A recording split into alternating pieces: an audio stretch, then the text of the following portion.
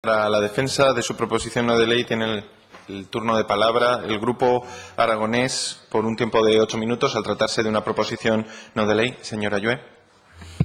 Gracias, presidente. Aprovecho también para agradecerle que hubiera introducido en el orden del día esta proposición no de ley y que fuera, aunque fuera votada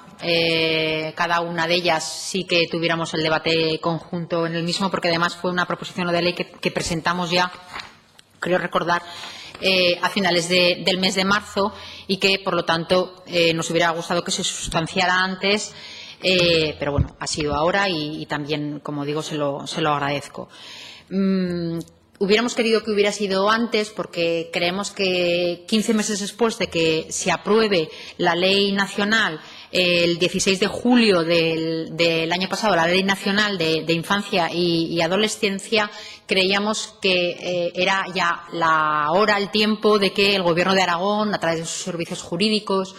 tanto del Departamento como del Instituto Aragonés de Servicios Sociales, se hubieran puesto a funcionar para adaptar toda la normativa, reglamentos, etcétera, que sobre la materia de la protección de menores modifica, como digo, esta ley nacional. Esta ley nacional lo que hace es fortalecer la protección de los menores. Estamos hablando últimamente muchísimo de temas de protección de menores, de complicaciones que se derivan de las mismas y precisamente esta ley, como digo, nacional fortalece esa protección de los menores y se centra en los colectivos más vulnerables. Esta ley yo creo que viene a asumir las recomendaciones que Naciones Unidas ha dictado sobre la recomendación de que prevalezca el interés superior del menor y que se le escuche. Y además esta ley también modifica absolutamente y prácticamente todo el sistema de protección de menores en la actualidad y no solo hace que prevalezca el interés del menor, sino que refuerza los derechos del menor, refuerza su protección, sobre todo refuerza la protección ante casos de maltrato y violencia de género y abusos sexuales y también prioriza soluciones familiares frente a la institucionalización de los menores tutelados por los gobiernos. Y algo que para mí es fundamental, se centra sobre todo en los colectivos más vulnerables dentro del sector de menores. En concreto, mejora muchísimo la situación y la iguala en prestaciones sociales a los menores extranjeros, teniendo la obligación de que las prestaciones sociales se den en las mismas condiciones que los menores españoles, o también, por ejemplo, mejora la situación de los menores con discapacidad, a los que la ley les garantiza pues la completa accesibilidad a todos los entornos y accesos a los centros educativos, al igual que también la continuidad de pautas de apoyo especializado. Esta ley nacional también da un giro importantísimo en cuanto a adopciones y también en cuanto a acogimientos familiares. En cuanto a los procesos de adopción, es importante que se adapte, como digo, la Ley Nacional Autonómica, porque lo que hace es acelerar los procesos de adopción. Yo creo que hay muchas familias que llevan mucho tiempo esperando que se formalicen los procesos de adopción, sobre todo internacionales, y lo que hace esta ley es precisamente acelerar los pasos de los procesos de adopción, abriendo nuevas figuras, como es, por ejemplo, la adopción abierta, o abriendo un derecho que tiene el menor de saber, el derecho que tiene el menor a tener conocimiento y a conocer sus orígenes, algo que no estaba en la anterior Ley de Infancia y Adolescencia. Y sobre acogimientos familiares también modifica sustancialmente la ley nacional porque también facilita esa priorización y esa agilización de los trámites de los acogimientos familiares y por lo tanto también nos resulta, como digo, imprescindible que se adapte para que en nuestra comunidad autónoma todo ese tipo de cuestiones, tanto de menores con discapacidad, de menores extranjeros, de menores susceptibles de adopción, de protección institucionalizada, de acogimientos familiares, se aceleren y se normalicen con respecto a la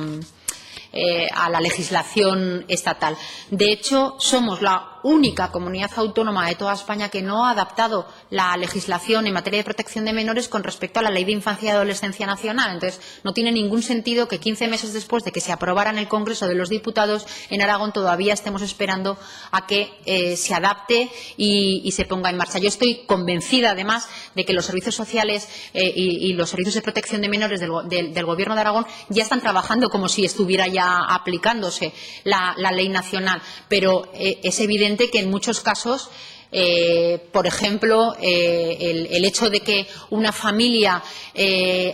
acoja a un menor y salte directamente a la adopción es algo que la ley aragonesa en esos momentos no está permitiendo, y la ley nacional sí que lo permite, pasar del acogimiento a la adopción, algo que ahora está completamente prohibido. Yo he preguntado a la Consejería de Ciudadanía y de Derechos Sociales lo que cuesta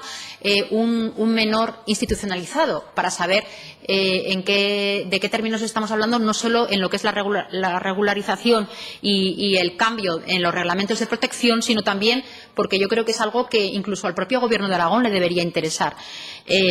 por la situación económica que tiene las arcas autonómicas. El cálculo mensual que se hace del coste de un menor titulado en el Gobierno de Aragón es de 2.232 euros. Cuesta infinitamente mucho más tener a un menor institucionalizado, con todas las consecuencias que eso conlleva para el desenvolvimiento y desarrollo de ese menor,